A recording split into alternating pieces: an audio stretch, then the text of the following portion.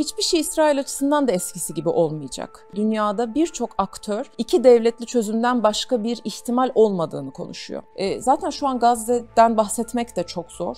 Ama 2 milyon insan var, hayattalar, nefes alıyorlar. Ve bir şekilde eğer tam ve kalıcı ateşkes sağlanırsa o zaman kalıcı ve adil bir anlaşmayla Gazze'nin yeniden inşası konuşulmaya başlayacak. Dünya bunu istiyor. İnsanlık bunu bekliyor. Hocam hoş geldiniz. Hoş bulduk. Şimdi son gelişmeleri ele aldığımızda Amerika Birleşik Devletleri ve İsrail nasıl bir Orta Doğu istiyor? Her iki devletin bölgedeki tutumuna bakınca hedefleri için ne söylersiniz? ABD ve İsrail'in görmek istediği Orta Doğu aslında özellikle güvenlik anlamında ortak bir Orta Doğu. Yani aynı ideallere sahipler. Başka bir deyişle Washington'ın Orta Doğu'daki varlığıyla İsrail'in varlığı aslında özdeşleşiyor, örtüşüyor. Bunu anlamak için diğer devletlerle kurdukları ilişkilere ve böyle yakın geçmişi hatırlamakta biraz fayda var. 7 Ekim öncesi baktığınız zaman bölgede bir İsrail'le normalleşme politikası yürütüyordu ABD.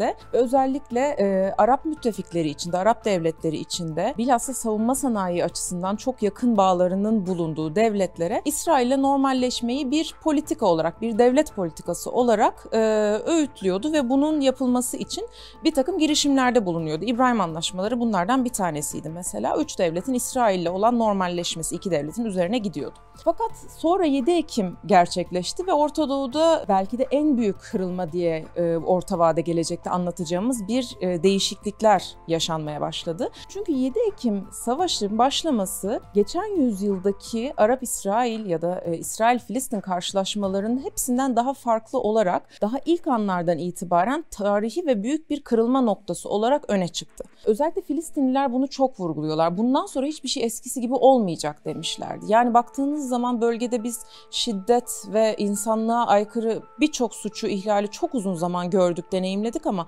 7 Ekim sonrası Gazze'nin tamamında adım adım yaşanılanlar bir açıdan evet olumlu bir yansıma olarak daha fazla devlet şimdi Filistin'i tanımaya başladı ve bu belki de en büyük kazanımdı Filistin davasında. Fakat öte yandan baktığınız zaman yaşanılanlar 2024 yılına ait olabilecek şeyler değil. Şimdi ABD ve İsrail nasıl bir Orta Doğu görmek istiyor? Tabii ki ABC planları çerçevesinde kendi çıkarlarına uygun bir Orta Doğu tasarlamak istiyorlar. Fakat baktığınız zaman önlerinde bir takım engeller var ve özellikle 20 yıl önceki güç dengelerinin şimdi bulunmadığını görüyoruz. Yani 20 yıl önce çok kısa bir süre içerisinde keyfen Afganistan, Irak gibi devletlerin işgalini ve sonrasında bölgeye yansımalarını görmüştük. Fakat aradan geçen zamanda bölgede değişen dengeler ve özellikle bölgesel güçlerin gücünü arttırması, tabii bu bölgesel güçler içinde de değişiklikler oldu. Mesela ABD'nin Irak'tan çekilmesiyle İran'ın Irak'taki bir boşluğu doldurduğunu gördük ve İran'ın direniş hattı ekseni dediği çerçevede ta İran'dan başlayarak Irak, Suriye, Lübnan üzerinden işte İsrail sınırına, Hizbullah üzerinden Hamas'a kadar giden bir direniş hattı. Hatta güneyde Yemen'de Husilerle de bir birlikteliğini gördük. Şimdi aslında iki kamp şeklinde bunu ayırabiliriz. Diğer kampta tabii ki karşıt olarak İran'ı görüyoruz ve İran'ın bölgedeki birçok milis aktörle olan ilişkisini, birçok farklı aktörle olan birlikteliğini görüyoruz. Bu noktada da belki şunu söylemekte fayda var. İsrail ve ABD kimlik bazında İran'la karşılar ve İran rejimini de özellikle temelde ABD'ye karşı olarak, ABD'ye karşıt bir sloganla gerçekleştirdi ve 45 yıl boyunca biz bölgede birçok değişiklikle birlikte bunun bugüne kadar geldiğini gözlemledik. Fakat 7 Ekim'den önce yine bir şey daha gördük bölgede. Çin'in girişimiyle Suudi Arabistan, İran arasında özellikle 7 yıldır büyük ölçüde kopuk olan ilişkilerin, diplomatik ilişkilerin yeniden tesisini gördük. Hatırlarsınız 10-15 sene önce öyle bir durum vardı ki Suudi Arabistan da İran'dan çok yüksek oranda tehdit algılıyordu ve ABD'ye İran'a müdahale olacak mı gibi sorular öne çıkıyordu. İsrail'den de tabii bu sorular geliyordu karşılıklı bir resleşme anlamında. Fakat baktığınız zaman Çin'in arabuluculuğunda Körfez'in iki büyük ülkesinin tekrardan bir diplomatik ilişki tesis ettiğini gördük ve hatta 7 Ekim'den sonra Gazze için aralarında tekrar konuşmalar olduğunu ve Gazze konusunu öne çıkardıklarını, önemsediklerine şahit olduk. Fakat Suudi Arabistan'ın ABD ile olan organik bağını bu kesmiyor ya da savunma sanayi açısından aralarındaki bağlılığı da kesmiyor. Ve evet baktığınızda kimlik bazında da İran ve Suudi Arabistan çok farklılar. Birisi monarşisini yıkıp cumhuriyet ilan etmekle övünürken diğeri monarşi yönetiminde ve biri ABD'ye düşmanken diğerinin ABD ile çok yakın bağları ve ticari anlamda büyük birliktelikleri var, özellikle savunma sanayi anlamında.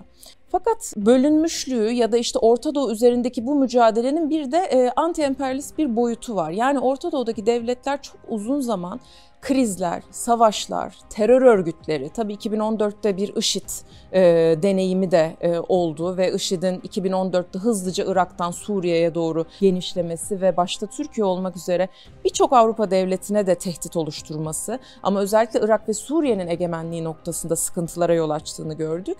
Tabii bugün IŞİD'in 10 yıl önceki gücü ve durumu söz konusu değil ama yok olmuş da değil. Hala bir takım terör saldırılarının arkasından IŞİD'in durumu üstlendiğini görüyoruz.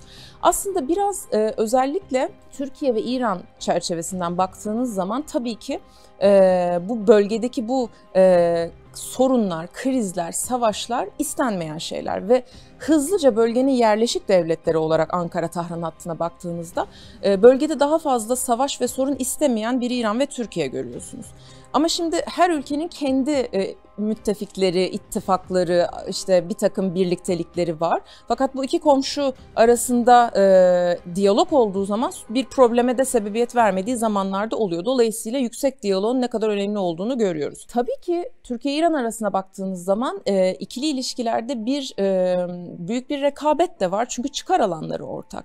Dolayısıyla dengede giden bir işbirliği içinde aynı zamanda rekabetin de gerçekleştiğini görüyoruz. Yine İran'ın ABD ile olan ya da Batı ile olan sorunlarında Türkiye'nin zaman zaman arabulucu olduğunu, kolaylaştırıcı olarak arada diyaloğu sağladığını, çünkü bildiğiniz gibi Tahran ve Washington arasında bir diplomatik ilişki yok. Devlet bazında İran, İsrail'i de tanımıyor, ABD ile de bir ilişki kurmuyor. Dolayısıyla Türkiye'nin bu noktada kendi dış politik yapısında da öncelediği gibi diplomasiyi ve arabuluculuğu ve bölgede barış için çabalarını kullandığını görüyoruz. Bu da iyi komşuluk ilişkileri içerisinde makul, anlaşılır ve doğru bir politika olarak öne çıkıyor. İki ülke de bölgede tehditlerin ve risklerin farkında. Özellikle Gazze noktasında Ankara-Tahran hattı büyük ölçüde aynı noktada ve tüm uluslararası örgütler nezdinde Dışişleri Bakanları ve devletin liderleri hep Gazze'ye hem insani yardım hem Gazze'deki durumun dünyaya anlatılması hem de İsrail'in bir an önce durması noktasında aynı fikirdeler. Şimdi Orta Doğu'da çok fazla aktör, çok fazla problem bir arada ve hala ne olursa olsun dünyanın bir anlamda kalbi olarak ortaya çıkıyor bölge. İşte biz bunu nasıl gördük? Ocak ayında Husilerin İsrail'e giden gemilere müdahale edeceğini açıklaması ve etmesinin ardından bütün dünya gözlerini bir anda Babülmendeb ve Kızıldeniz'e çevirdi ve alternatif rotalar konuşulmaya başlandı. Dünyada enerji trafiğiyle ilgili değişiklikler olmaya başlandı. Konunun ekonomik boyutu üzerinde çok fazla konuşuldu. Çünkü çok büyük maddi karşılığı olan bir konu. Ama o noktada da mesela Husilerin tabii Yemen'de kontrolü, Yemen'in bir bölümünde kontrolü almaları ve güçlenmeleri sonrası ellerindeki güce ve askeri teçhizatlara bakıldı. İran destekli Husiler ve orada bir güç olarak kontrol oluşturmaya başladılar. Şimdi baktığınız zaman İsrail'e giden gemileri hedef aldılar. Bu ne oldu? 24 saat içerisinde ilk saldırılardan hemen ABD, İngiltere koalisyonu 16 devlet birleşip Refah Muhafızları operasyonuyla Husileri bombaladılar. Çünkü buna izin verilemezdi, müsaade edilemezdi. Hem İsrail'in savaşını sürdürmesi gerekiyordu hem de o rotada dünya ticaretinin akması gerekiyordu. Dolayısıyla odaklandığımız zaman yani ticaretin de önemli bir kalem olarak ortaya çıktığını, hatta ülkeleri askeri operasyon yapmaya hızlıca itebildiğini görüyoruz. Terör örgütlerinin mevcut coğrafyada harekete geçtiklerini, zaman zaman terör örgütlerinin başka güçler tarafından araç olarak kullanıldığı bir coğrafya. Dolayısıyla aslında uluslararası hukuk tabii ki hep aklımızın bir köşesinde duruyor ve sürekli konuşuyoruz ama Orta Doğu söz konusu olduğu zaman ne yazık ki Gazze'de de bunu görüyoruz. Teori pratiği her zaman tutmuyor. Özellikle Orta Doğu'da bir çifte standarda yönelebiliyor dünya devletleri. Her ne kadar artık herkes İsrail'in Gazze'de ne yaptığını görse ve bilse de konu Filistin ve Gazze olduğu zaman biraz yavaş ilerliyor. Ama son dönemde olan gelişmeler umut vaat edici, özellikle Filistin'in tanınması anlamında. Yani bir karşılaşma var. Saflar aslında belirli ama her devlet kendi çıkarını önceliyor. Bu da uluslararası ilişkilerin temel prensibi olarak çok net olan bir şey. Fakat artık şunu vurgulamakta fayda var. 20 yıl önceki güç denklemi bugün bu coğrafyada geçerli değil. Yani bölgesel güçler artık daha aktifler ve onları hesaba katmadan emperyal bir şekilde Amerika gelip de şurada savaş ilan ediyor, burada işgal yapıyor gibi bir durum söz konusu olmuyor. Ama uluslararası hukuka aykırı şekilde terör örgütleriyle devletlerin bağ kurduğunu görüyoruz ve terör örgütlerinin bir maşa gibi araç olarak kullanıldığını görüyoruz. Bu da uluslararası ilişkiler sistemini aslında soruna boğan bir gerçeklik olarak ortaya çıkıyor ve krize sebebiyet veriyor. Özellikle sivil vatandaşlar açısından, bütün bölge devletlerindeki siviller açısından bir sorun haline geliyor. Bunun dışında vurgulanması gereken belki şunu söyleyebiliriz. İsrail son 8 ay oldu artık savaş başlayalı. Hiçbir şey İsrail açısından da eskisi gibi olmayacak. Bundan önce Filistinlilerin mücadelesi ya da Filistin'le ilgili can kayıpları haberlerde çok olağan bir şeydi. Ama artık Gazze'de yaşananlardan sonra iş başka bir boyuta geldi ve dünyada birçok aktör iki devletli çözümden başka bir ihtimal olmadığını konuşuyor. Öte yandan Filistin'i devlet olarak tanıyan devletlerin sayısı arttı. BM'de bunun oylamada gördük. Sadece 9 devlet hayır dedi temelde. Birisi ABD, birisi İsrail zaten bu devletlerin. Dolayısıyla bir de devam eden uluslararası hukuk boyutu var ki Lahey'de sürüyor. Netanyahu hükümeti yargılanıyor. Hem de soykırımdan yargılanıyorlar. İnsanlığa karşı işledikleri suçlarla yargılanıyorlar. Dolayısıyla bütün bunların da etkisiyle yakın ve orta vade gelecekte bir takım değişiklikler daha muhakkak ki olacaktır. Ama hiçbir zaman 7 Ekim öncesi gibi Filistin davasının sadece belli başlı devletler tarafından konuşulacağını artık düşünmüyorum. Bunu söylemek çünkü yanlış olur. Artık bütün dünya Gazze'yi gördü ve biliyor ve 2 milyon insanın hayatı burada söz konusu olan şey.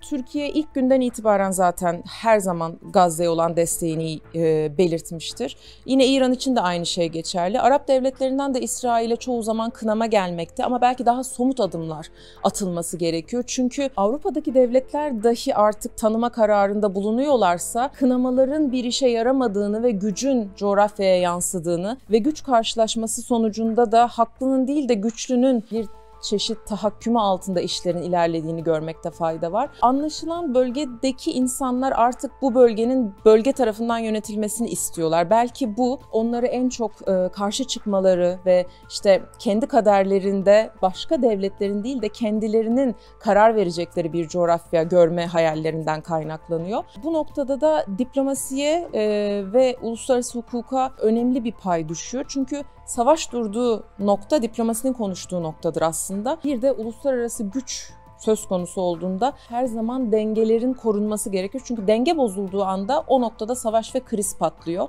O yüzden hem bölgesel güçler açısından hem de geniş coğrafya açısından çok büyük ve ani değişikliklerin olmaması devletler tarafından isteniyor. Nisan ayındaki İran-İsrail karşılaşmasına da bu pencereden bakmakta fayda var. Evet, ilk kez karşılıklı olarak birbirlerine saldırdılar. İsrail, İran Büyükelçiliğini yerle bir etti. İran, İsrail'e drone ve füzelerle vurdu. Kendi topraklarında ilk kez vurdu. Ama o geceyi hatırlayalım.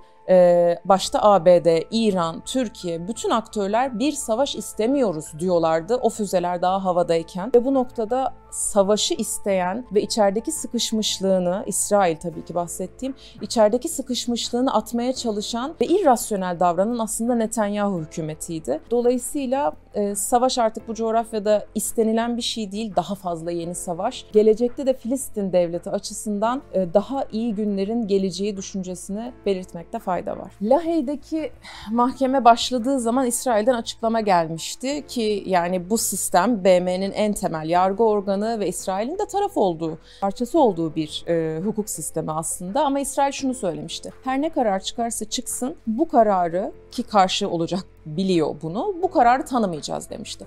Şimdi baktığınız zaman uluslararası hukuk bağımsız yargıçlar tarafından çok taraflı bir şekilde bir mahkeme süreci var, bir yargılama süreci var. Şimdi İsrail'in bu söylemini ve bu tanımayacağım kararını dünyadaki başka herhangi bir devlet alsaydı bütün dünya karşısında yer alırdı hızlıca. Fakat Ocak'ta başladı bu dava. Şimdi biz Haziran ayına yaklaşıyoruz. Ama söz konusu İsrail olduğu zaman bir müsamaha ve çifte standardı çokça kereler deneyimledik. Bu noktada İsrail'e hala silah satan ve İsrail'le bir anlamda ortak olan ve İsrail'in politikalarını destekleyen başta ABD ve yine Avrupa'dan Almanya gibi, İngiltere gibi devletlerde şunun tedirginliği içindeler. Kendi kamuoyları İsrail'e karşı protesto gösterilerinde. Kendi ülkelerinin içinde özellikle halk düzeyinde de, milletvekilleri düzeyinde de bir karşı duruş var İsrail'e. Fakat devlet politikaları bu şekilde değil. Peki bu noktada yargılanır mıyız ve biz de eğer İsrail suçlu bulunursa onun yanında biz de bundan zarar görür müyüz endişesi içindeler. ABD de bu endişeyi taşıyor. İsrail'le bu şekilde bağı olan diğer devletler de bunu taşıyor.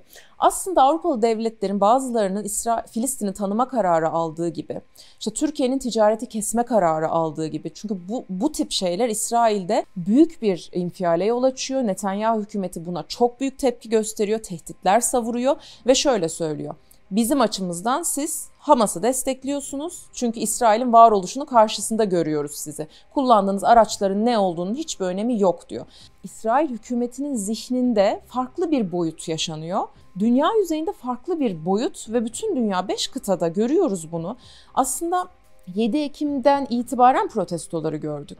Ama baktığınız zaman özellikle bu ABD'deki 140 üniversitenin öğrencilerinin yaptığı protestoyla buna 5 kıtada halkın da aynı şekilde zaman zaman protestoları ve yine özellikle uluslararası mahkemeden gelen ara kararlara siyasilerin yaklaşımı. Çünkü Avrupa şöyle yaklaşmıştı konuya. Değerler ve normlar üzerine inşa ettiğimiz bir uluslararası sistem var ve biz bunun parçasıyız. Avrupa Birliği bunun bir ürünü. Ve biz şimdi mahkemeden çıkan bu kararı tanımıyoruz dersek ve Netanyahu'yu yeri geldiğinde eğer gözaltına almayacaksak o zaman biz kendimize karşı bir eylem yapıyor oluyoruz ve bu bizim normlarımızla çelişiyor diyorlar. Aslında Avrupa'da bir çelişki içerisinde. Müsamaha göstermeye çok alıştığı bir İsrail var ama artık müsamaha gösterilemeyecek bir noktada en azından milyarlarca insan müsamaha göstermiyor İsrail'e. Bakamadığımız görüntüleri her gün televizyonda defaatle görüyoruz. Ama İsrail durmuyor. İsrail'i ne durduracak? Daha ne olabilir? Bunun cevabı yok. Yani ABD, İngiltere ve Almanya'nın da diğer devletler gibi davranması mı cevap? İsrail son noktaya kadar, İsrail aslında 7 Ekim'den bugüne değil, Mayıs 48'den bugüne bir politikayı gidiyor ve biz Gazze'de bunu görüyoruz, bunu yaşıyoruz. Biz bunu 7 Ekim itibariyle buna dikkat çekiyorduk. Aslına bakarsanız uluslararası organizasyonlar aylardır bunu söylüyor. Gazze'de hiçbir yer güvenli değil. Refah'taki bombalamalarda da bunu gördük. BM'nin çadırları bombalanıyor, siviller. Trajik bir hata dedi Netanyahu ilk kez ama hiç inandırıcılığı olmayan bir söylem. Acaba neden böyle bir açıklama yaptı? Hiçbir anlamı yok bu açıklamanın tabii ki. Dolayısıyla İsrail son Gazze'liyi gönderene kadar ya da onu yok edene kadar mı durmayacak? Zaten şu an Gazze'den bahsetmek de çok zor. Ama 2 milyon insan var, hayattalar, nefes alıyorlar. Ve bir şekilde eğer tam ve kalıcı ateşkes sağlanırsa o zaman kalıcı ve adil bir anlaşmayla Gazze'nin yeniden inşası konuşulmaya başlayacak. Dünya bunu istiyor. İnsanlık bunu bekliyor. Filistin'i tanıyan devletlerin de beklentisi bu. Çünkü anlaşıldı ki başka türlü bir yaşam formu olmayacak Gazze ve Filistin için. İsrail'le birlikte olmayacak, yani bu çok net. Şimdi biz Haziran ayına yaklaşıyoruz. Ama söz konusu İsrail olduğu zaman bir müsamaha ve çifte standardı çokça kereler deneyimledik.